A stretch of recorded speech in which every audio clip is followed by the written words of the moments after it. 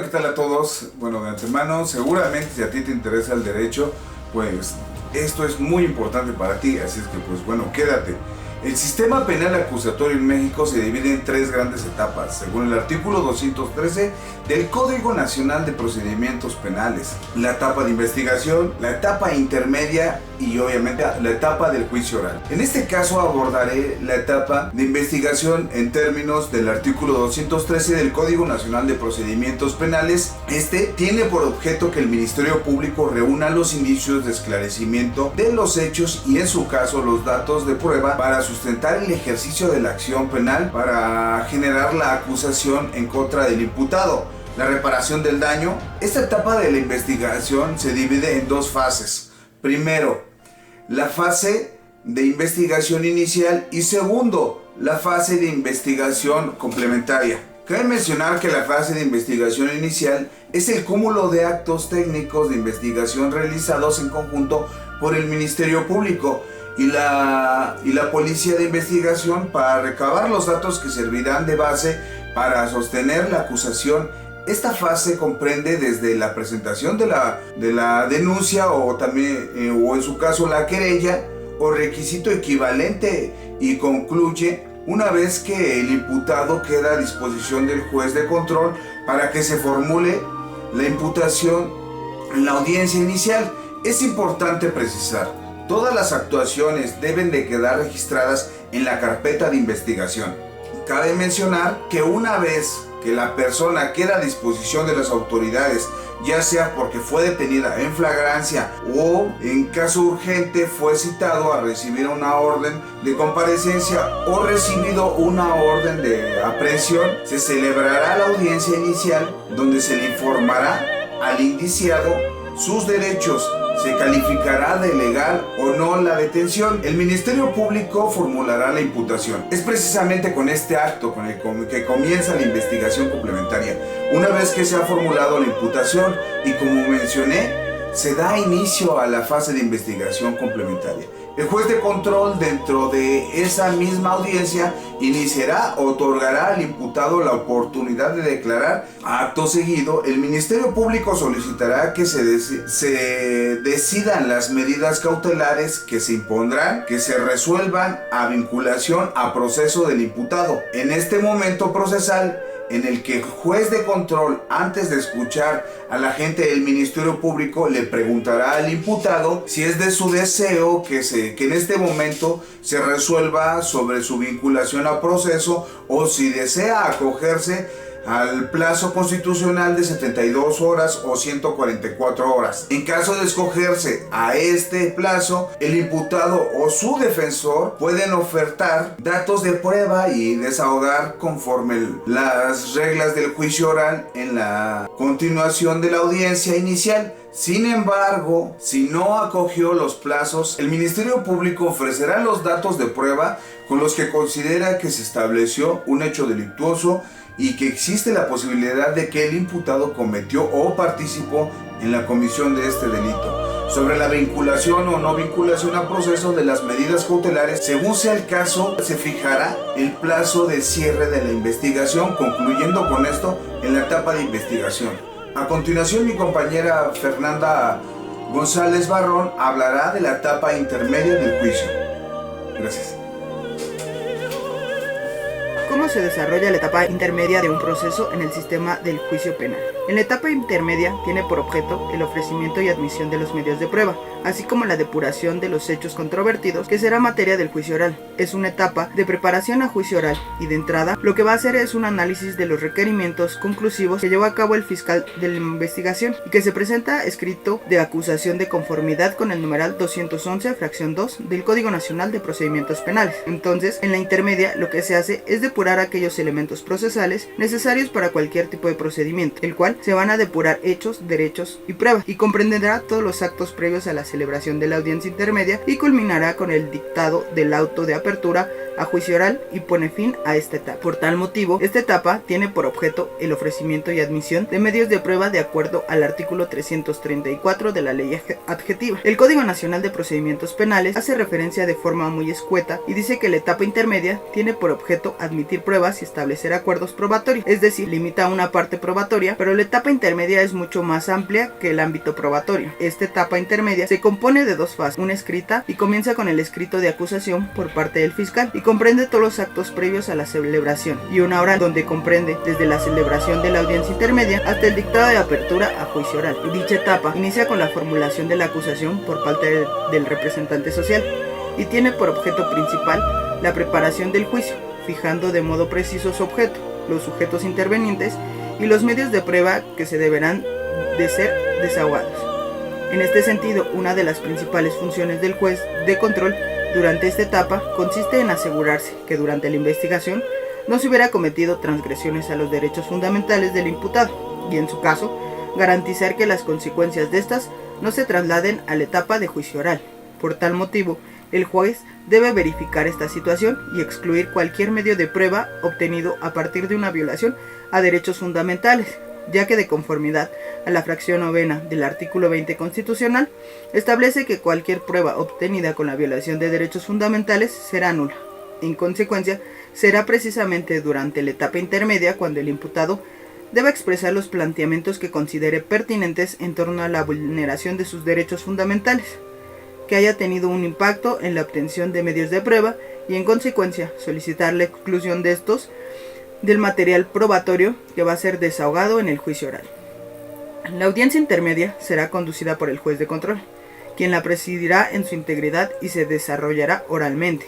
Es indispensable la presencia permanente del juez de control, el fiscal y el defensor durante la audiencia, y la víctima o ofendido, o en su caso su asesor jurídico, deberán concurrir, pero su inasistencia no suspende el acto, aunque si esta fue injustificada, se tendrá por desistida su pretensión en el caso de que se hubiera constituido como coadyuvante en el Ministerio Público.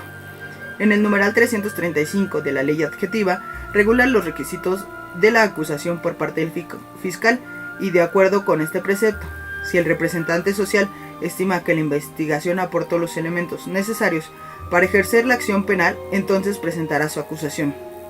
Respecto al ejercicio de la acción penal, de los siguientes numerales hay una contrariedad con los que establece el numeral 211, párrafo penúltimo, y es que este establece que el ejercicio de la acción penal inicia con la solicitud de citatorio a audiencia inicial, pues a disposición del detenido ante la autoridad judicial o cuando se solicita la orden de aprehensión o comparecencia. Y el artículo 335 del Código Nacional de Procedimientos Penales dispone que si el fiscal estima que la investigación aporta los elementos necesarios para ejercer la acción penal contra el imputado, entonces presentará la acusación.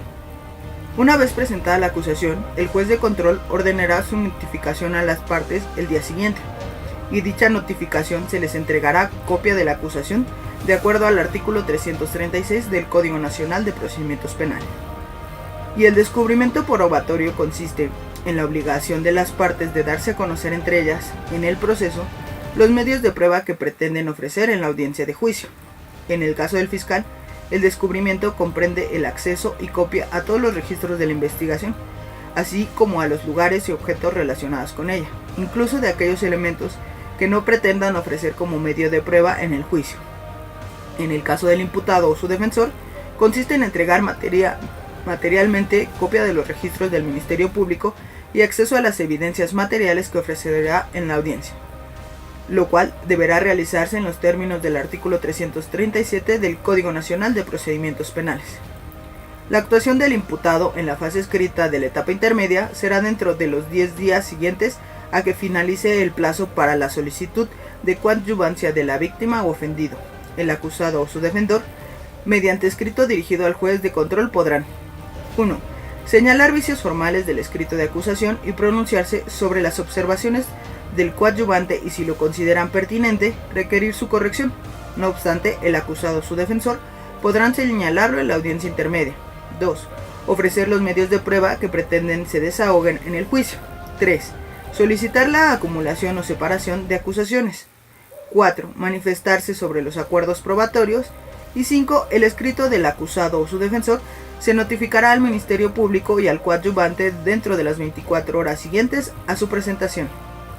En cuanto al descubrimiento probatorio, consiste en la obligación de las partes de darse a conocer entre ellas en el proceso los medios de prueba que pretenden ofrecer en el juicio, y ya ofrecidos estos medios probatorios a juicio, el justiciable dictará fecha y hora para que se lleve a cabo la audiencia intermedia, al mismo tiempo que se dicta el acto de presentar la acusación, la cual no podrá ser menor a 30 días ni mayor a 40 días.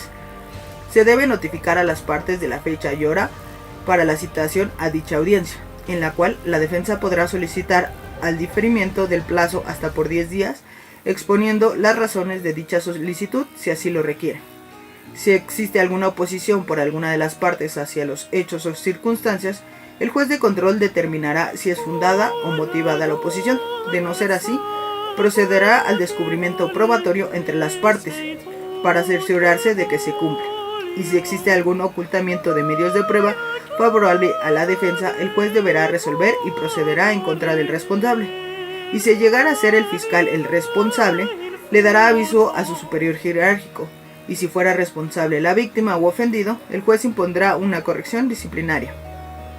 Toda vez que se haya admitido o excluido los medios de prueba, el juez dictará auto de apertura a juicio y ordenará su envío al tribunal de enjuiciamiento.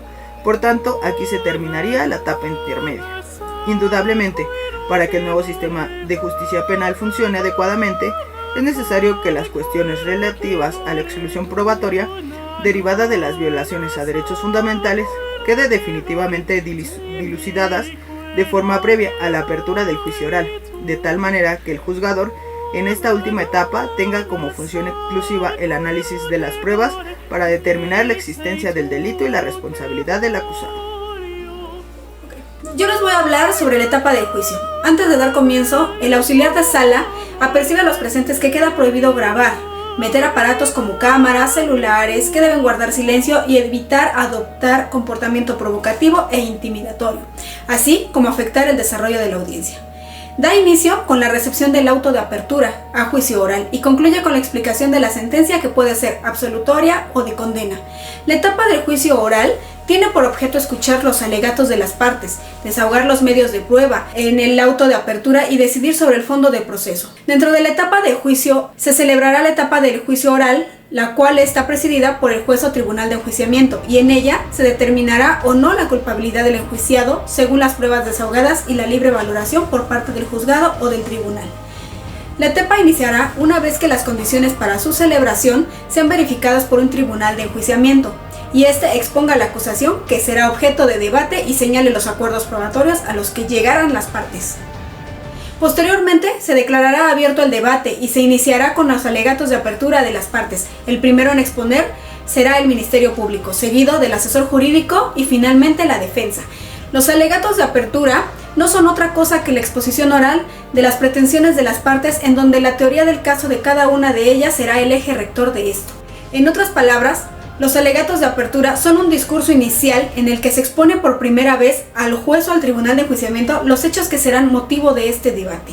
Las partes fijan su postura y enuncian los medios de prueba que van a desahogar. Una vez puestos los alegatos de apertura, se procederá al desfile probatorio. Cada parte es libre de determinar el orden en el que serán desahogados sus medios de prueba, obedeciendo la estrategia de cada uno. Sin embargo, el orden de los intervinientes será el mismo que en el orden de los alegatos de apertura. Primero será el Ministerio Público, seguido del asesor jurídico y por último la defensa. Ahora bien, las partes más técnicas y más importantes de esta audiencia de juicio es precisamente el desahogo de los medios de prueba, ya que los órganos de prueba, es decir, las personas que incorporarán este proceso, elementos probatorios como peritos o testigos, serán interrogados de una forma específica según quien los está interrogando.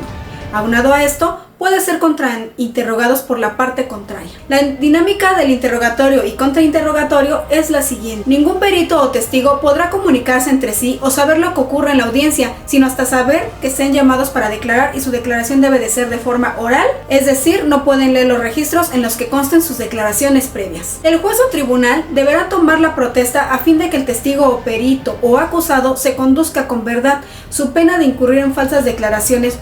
Una vez tomada la protesta y la visualización de órgano de prueba, se le otorgará la palabra al Ministerio Público para que proceda con el interrogatorio. Cuando este finalice, se le dará la oportunidad a la contraria para que realice su contrainterrogatorio. Una vez que haya concluido el contrainterrogatorio, se volverá a otorgar el uso de la voz al oferente de la prueba, para que le interrogue a su testigo, para posteriormente dar la palabra a la contraria con la finalidad de dar la oportunidad de que pueda interrogar. Esta dinámica que sigue es el interrogatorio y contrainterrogatorio. Sin embargo, dentro de la dinámica es necesario recalcar que las preguntas en el interrogatorio deben de ser preguntas abiertas, sin que esté permitida las preguntas sugestivas, pues estas son permitidas solamente en el contrainterrogatorio. Asimismo, dentro del numeral 373 del Código Nacional encontraremos una serie de preguntas que están prohibidas para ambas partes. A saber de estas, podemos hablar de las preguntas que por su forma defectuosa admiten distintas interpretaciones. Preguntas poco claras, que son aquellas que pretenden confundir al testigo con el fin de hacerlo caer en contradicción. También las preguntas conclusivas, es decir, aquellas que pretenden dar una conclusión a un tema en específico. Otras preguntas que están prohibidas son las preguntas impertinentes, aquellas que versan sobre hechos que no son controvertidos. Las preguntas irrelevantes, que por su formulación no van al caso y no son formuladas con los hechos que se tratan de probar. Otro tipo de preguntas que están prohibidas son las preguntas ofensivas, que son aquellas que atentan contra la dignidad del humano y del individuo. Las coactivas, aquellas que pretenden infligir temor en el perito o en el testigo. Todas ellas son objetables y deben de objetarse antes de que el testigo o perito responda, y así el juez resuelva si está fundada o no la objeción. Concluido el desahogo de pruebas, el juzgador que preside le dará la palabra al Ministerio Público, posteriormente al asesor jurídico y finalmente al defensor para que todos ellos expongan sus alegatos de clausura. Y posteriormente se dará la palabra para que inicie su discurso. Los alegatos de clausura no son otra cosa más que aquellos discursos conclusivos, es decir, la última oportunidad que tienen estas partes para exponer ante el juez o tribunal de enjuiciamiento las razones por las cuales consideran que su teoría del caso debe ser acreditada y por lo tanto debe de fallar a su favor. Una vez que los alegatos de clausura y la réplica y dúplica concluyen, se le dará la voz al acusado y posteriormente se declarará cerrado este debate. Después de cerrado el debate, se tendrá un receso de hasta 24 horas para deliberar y se convocará a las partes nuevamente con la finalidad de comunicar el fallo, el cual puede ser absolutorio o de condena. Muchas gracias. Con esta exposición, mi equipo y yo concluimos lo que son las 3 etapas que conforman el sistema penal acusatorio en México.